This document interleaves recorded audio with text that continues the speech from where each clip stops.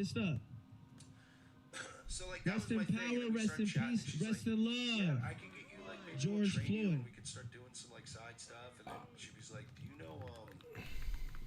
She's like, "Do you know how to use Cool Edit Pro?" And I was like, "Can we just give another applause for Jedi, please?" Back then, it was a very expensive software that like my mom bought me back in the day, and I used to use it to like mix. I grew up in a completely white family. The only person in my family who was black was my dad, and the rest of his families are across the world. So I never knew all of the things that I was being discriminated against were because of my race. I really didn't. I thought that people hated me. And they did, but not for the reason I thought they would, because I'm disabled. When I think about the word justice, it's a confusing word for me because a lot of the time it's used incorrectly. What is justice but just the right thing to do? Shouldn't justice just be already there? Shouldn't justice just be what we do naturally, what someone pays for? In the courts, the person that murdered George Floyd finally got sentenced. And that is amazing. But you know who didn't get sentenced? For officers hurting people that, you know what, we don't know about because they're all covered up. There's so many people that we will never know were killed or were hurt or were attacked by police. There's nothing that we can do now but look towards the future. When I went to my first protest, I wasn't expecting to speak at all. I'm so glad I did though, because it opened my world.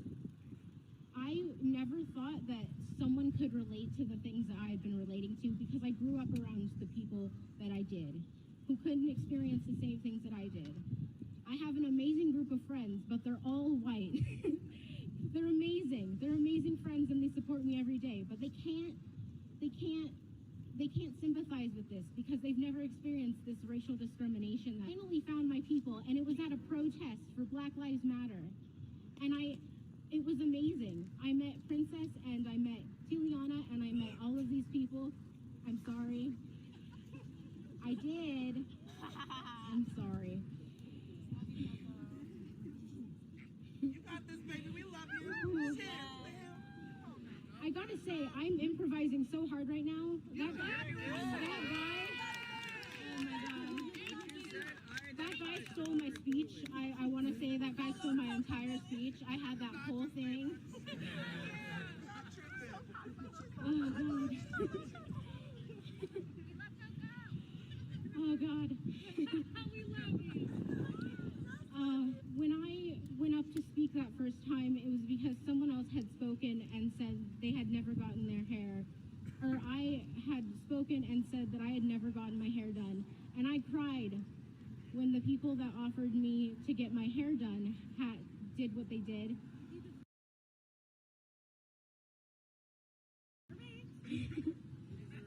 I have never seen anything more beautiful than what I have during this past time.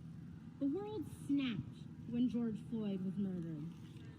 And it snapped for a good reason. And it opened so many doors that should have been opened a long damn time ago, but thank God they're open now. Thank God for the community. Thank God for everyone who's here listening to me, because you know what? I love all of you. All of you are so amazing. All of you.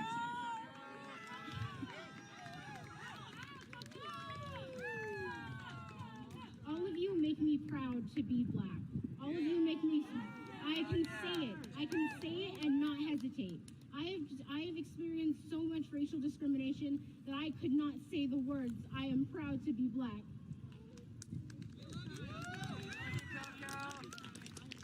Because I was scared. Because I was scared of being Black. Because I knew how much it hurts. It hurts so much sometimes when you can't control something and someone just hates you for it. Like when someone says they don't like your looks or someone doesn't like your face. You can't change that. I didn't choose to be born this way, but I am proud to be this way.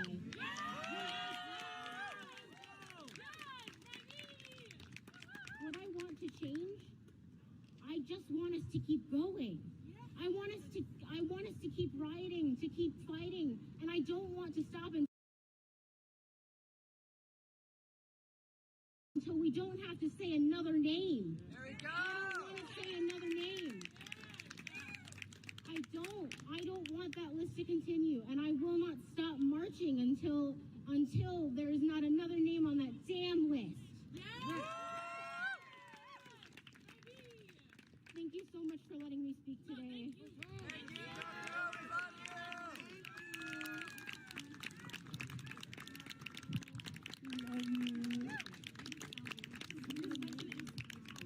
He inspires me, y'all. Black youth, they matter here. Black youth, they matter here. Black youth, they matter here. Black youth, they matter here. Black youth, they matter here. Black youth, they matter here. Thank you, y'all. Just give another round of applause for Coco.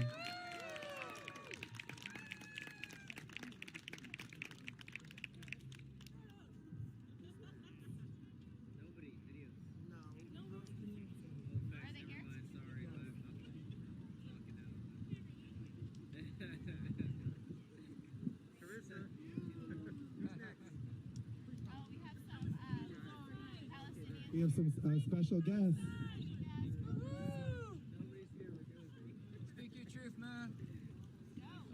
Hi guys, my name is Jad, and let's start by chanting "Free, Free Palestine." Free! Thank you.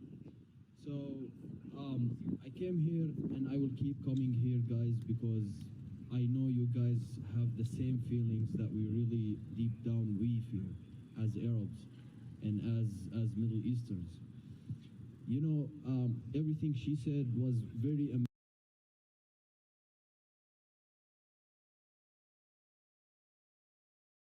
amazing and awesome, and we really can relate, you know, because we feel the exact same thing.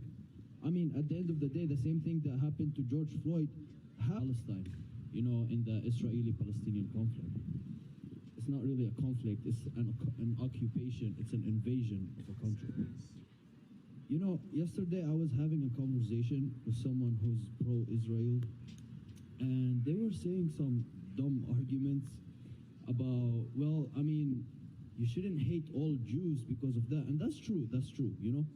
And then she gave me an example saying that, well, if my brother goes and steals your house and kills your kids and whatever, are you gonna come kill me?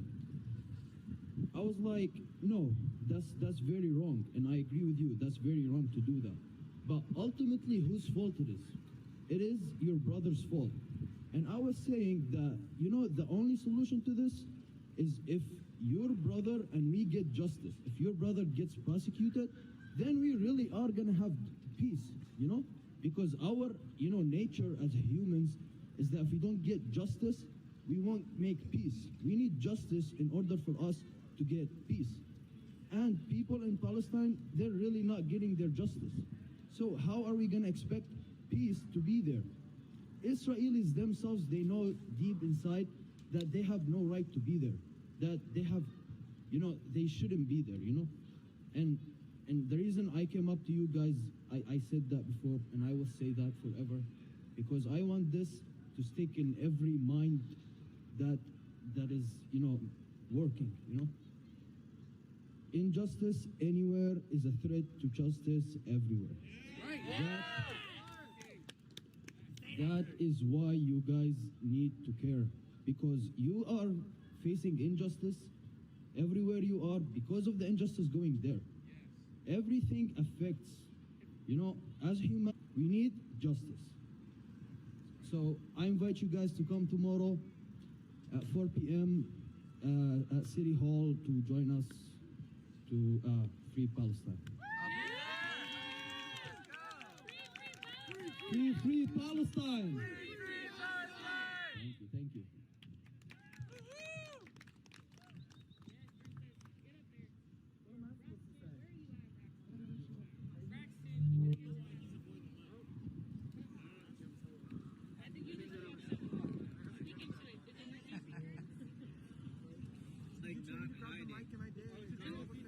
Hi,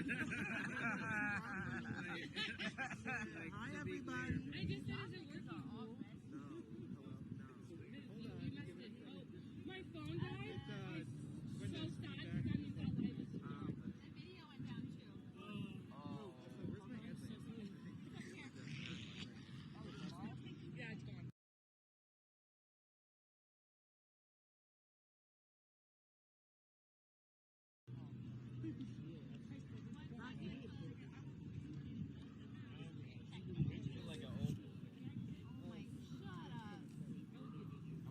Hope you guys are enjoying everything right now. I am. Thank you guys for staying tuned. And, yeah, it's been a beautiful night so far. Thank you. Check. While I'm speaking, can you get ready to play my video? Yeah, I mean, I'm not in a hurry. I mean, I think, yeah, you played that way too. Sure. I'll scoot you guys up when the video stuff starts up, so you guys will get the front seat view of the videos and stuff. Hey. Right. What up, y'all? Get started. I am Blacktacular. Woo-woo! Let's go! My name is Ashanti Lumumba of Wisdom. Try living up to that one. I was named after the Ashanti tribe in Ghana, which is the first, the only tribe to have beaten the British in a war multiple times. And the name means warrior. And I was also named after Patrice Lumumba, who was the first democratic prime minister of the Congo, who freed the Congo. He's like a beer salesman who just went around like starting a revolution because you couldn't really protest. He had since he sold beer, he could go to all the little stores and he could tell all the little stores about starting a revolution, and then store owners could, as everybody came in the store, they could tell them about it. So as he sold beer, he would get all the store owners together in their little things, and they'd all go back and tell their community. And I don't know. So yeah, I've been protesting for quite a while. I think I started with Kendrick James. So that was like 2002-ish. I wrote a little list of things that happened in May throughout history, Black history. 1896 was the Plessy versus Ferguson case, and that was when they decided that separate but equal was okay. You know, they're all like, oh, all men are created equal, but we're not being treated equally. So, but separate but equal is okay.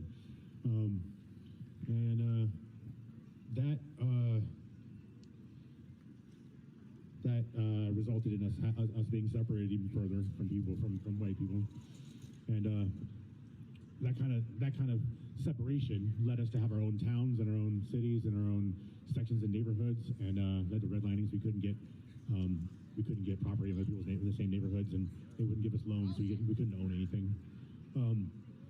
But there was a town a long time ago, right next to Tulsa, Oklahoma. And a lot of this has been buried, but it's coming back up again because it happened 100 years ago. After the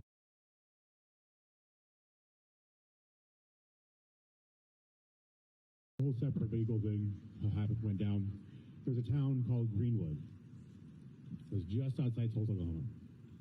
And on May 31st, 1921, in a couple days, a black boy, a 19-year-old, somehow touched a white woman in an elevator, 17-year-old in an elevator.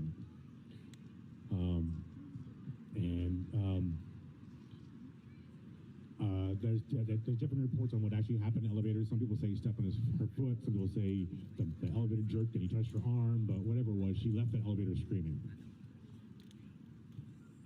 Probably because of her internalized fear of black people, as people have been taught to be feared for centuries. We got together and went into that neighborhood. We brought guns and torches, and they burnt that entire neighborhood to the ground. They had airplanes in the air dropping turpentine bombs on Greenwood, just right across the train tracks from Tulsa. They killed over 300 people. They locked a bunch of people up in different weird places. Thousands of people were displaced. And it was buried in history forever. I didn't hear about it until like a couple of years ago. And I am in this Black Lives Matter struggle all the damn time. It's just ridiculous. So yeah, it was still even another 33 years after that, on May 17, 1954, that Brown versus Board of Education decided that separate about not equal is not okay. So we still had to fight, and still had to fight, and still had to fight, and still had to fight. 13 years later was that from May to October, there was like 40 riots and 100 other disturbances surrounding basically what we're doing now, Black Lives Matter, and making sure that Black people are actually free and have the freedom to do things like write and vote and participate in society as much as everybody else. Yeah, there were some riots on May 12th, 1980. 15 deaths. It was one of the worst riots since the Watts riots, and that was in Florida. Oh, let's go. Let's switch up again. All right, we're getting only a couple more. May 13th, 1985, in Philadelphia, Pennsylvania. They bombed another entire neighborhood. They call it the Move bombing. There's some Black Lives Matter type people there, some Black Panthers, and they call themselves Move. And they had their own little community there, and they bombed the F out of those guys. Just dropping bombs in the middle of the city on a neighborhood. The police did that. And I think they used makeshift. They used makeshift CF4 given to them by the FBI. That was a move, right? On May 5th, 2003, the police right here in Portland, Oregon, the police shot Kendra James over a traffic stop, and that brought me out to the streets. On May 25th, 2020, George Floyd was murdered, and that brought us out to the streets. Each and every one of you fine people. We keep having these same pushbacks over and over and over and over again. And hopefully, little by little, it gets better. I've seen some differences from what we did, from what we started. There are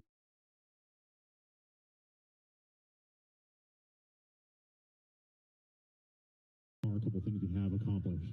We did get the police out of our schools. The Portland police off of TriMet. We did temporarily defund a very racist section of the Portland police that has been known, like the audits showed by numbers, they were just pulling over lots of Black people and they weren't really stopping any shootings. That was like gun violence reduction team. Last year we went out, and then this is what it takes to make that kind of change. It takes grit and perseverance and standing up for yourself in the middle of an actual war zone. You saw that dude over there with the fucking gun out, right? You have to remember to keep your head on swivel and keep your friends safe. Keep us safe. We keep us safe. We keep us safe. You're just lollygagging out here drinking White Claws and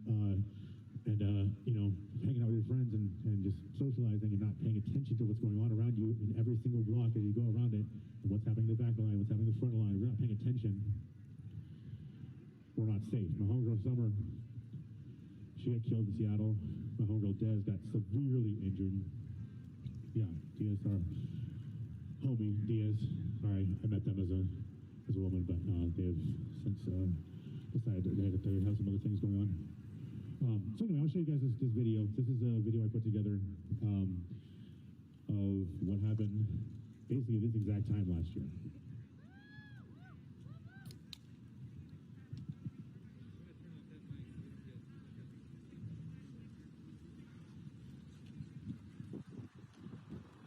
All right, guys, just get you up.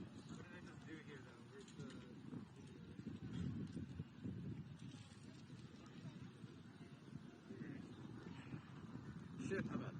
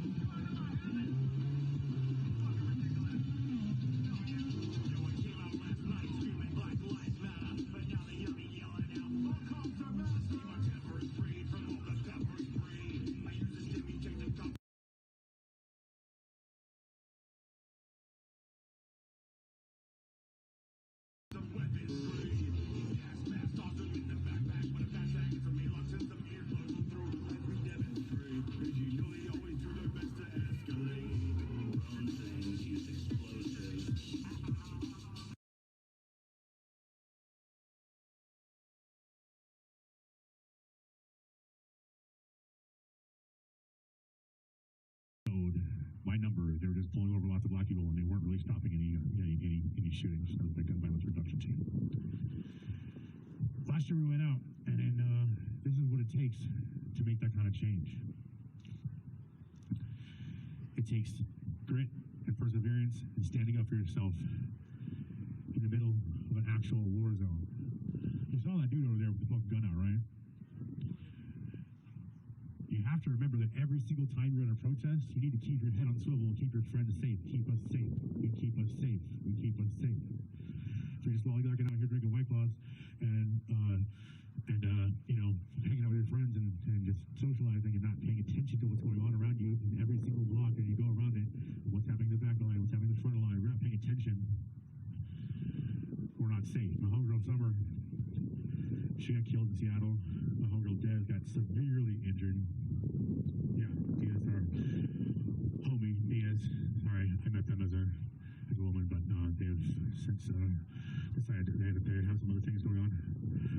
So anyway, I'll show you guys this video. This is a video I put together of what happened basically this exact time last year.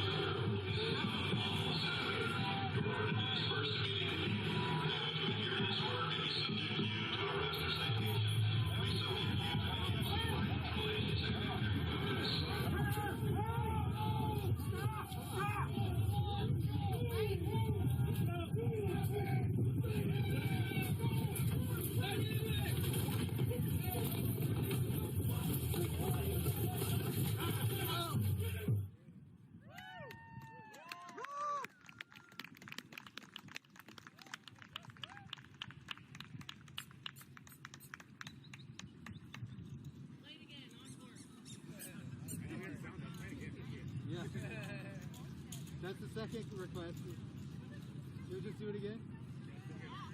Alright. You didn't kind of get ripped off for the first time. Alright, so the volume is good now, yeah? Yeah. I'm a video creator myself. I wanted to get it. Sorry about that.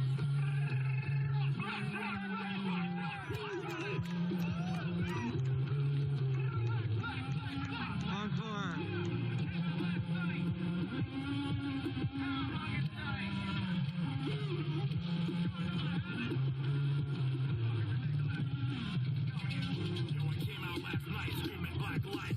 But now they hear me yelling out, "All cops are bastard!" See my temper's free from all the power sprayed. I use this to inject to cause some weapons free. Gas mask, toss them in the backpack. But a fast act for me, locked in some earplugs. Tomorrow I can act fast, but the cops come through as we demonstrate. As you know, they always do their best to escalate. Wrong things use explosives. Injured police, including just this past weekend. Permanently blinding 3 federal officers with lasers.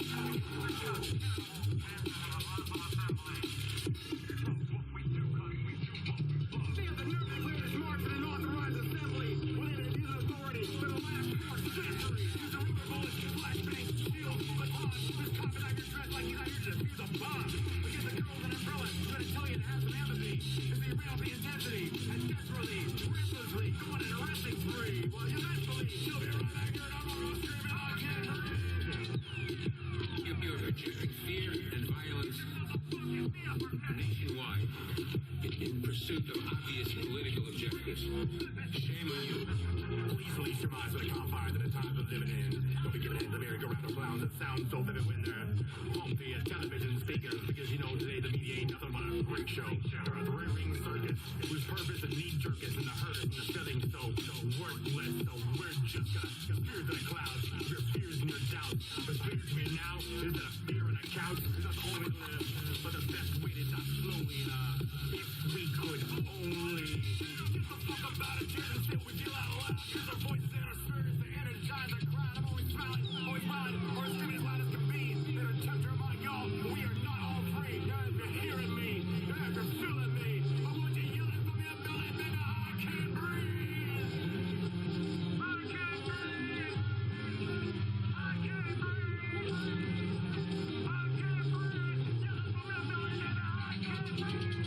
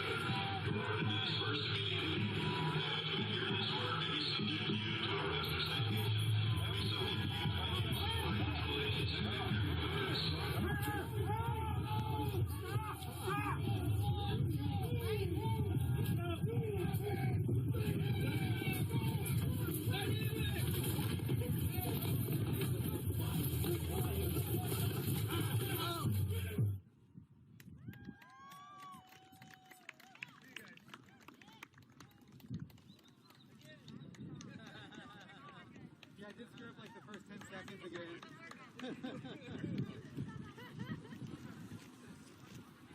So,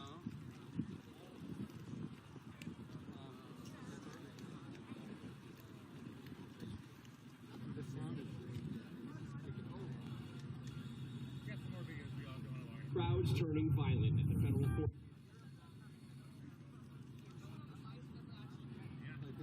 you want to say something first or after?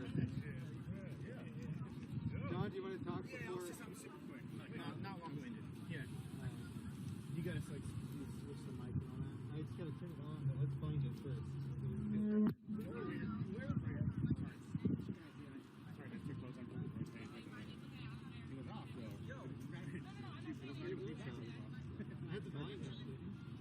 It takes about 45 seconds. Stand over here, away from the speakers, like back where shot you.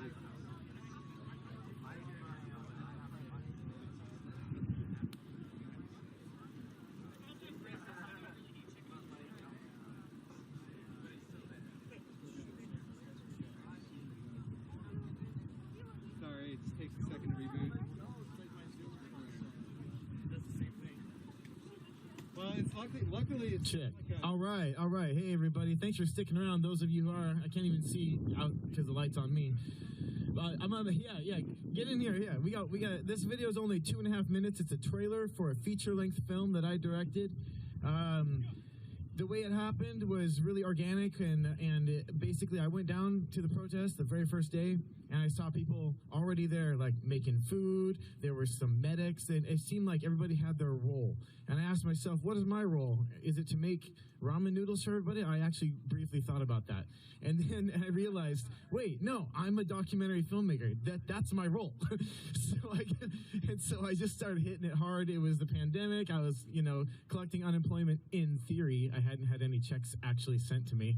But regardless, it seemed like it was the right thing to do. I started shooting every day, and at about